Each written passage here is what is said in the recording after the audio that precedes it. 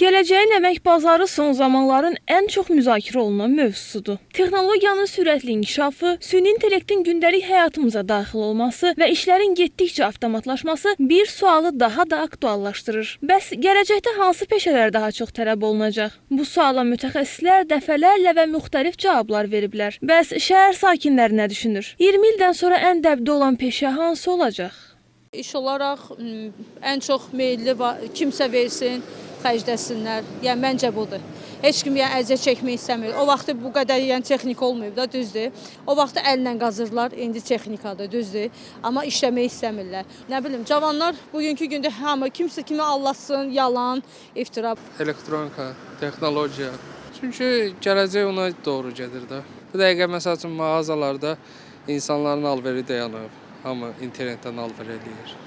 Yəni yəqin ki 10 ildən sonra ümumiyyətcə mağazalar bağlanacaq. 20 ildən sonra insanlar işsizlik yəqin ki.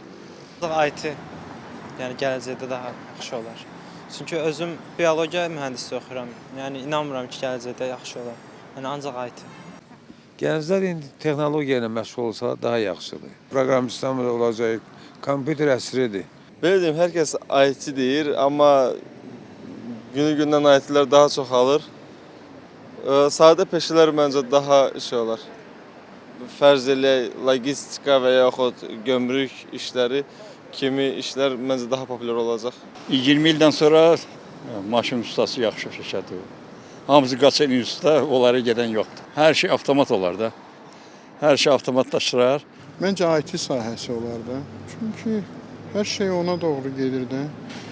Süni intellekt, IT məncə ən yaxşısı olacaq. 20 ildən sonra məncə indi nə peşələr var, onda da elə qalacaq.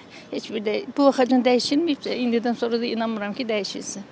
Müəllim olacaq, mühəndis olacaq. Heç bir dəyişiklik inanmıram ki, olsun. Məsəl üçün qida mühəndisliyi var da. Qida mühəndisliyi aptekdə də işləmək olar. Sonra məsəl üçün qida düzəltmək olar, qida qablaşdırması ilə məşğul olmaq olar. Sahə çox genişdir.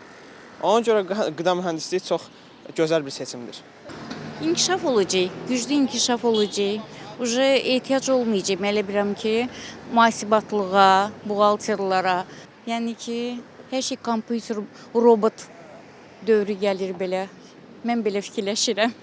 IT-şniklər, proqramistlər. IT, kompüter, informasiya təhlükəsizliyi sahəsində, xüsusilə kiber hücumların aktiv olduğu bir dönəmdə bu sahəyə daha üstünlük verilməsi daha yaxşı olardı. İnformasiya təhlükəsizliyi texnologiyalar sahəsində artım daha çox ola bilər. Yəni buna tələbat yaranacaqdır.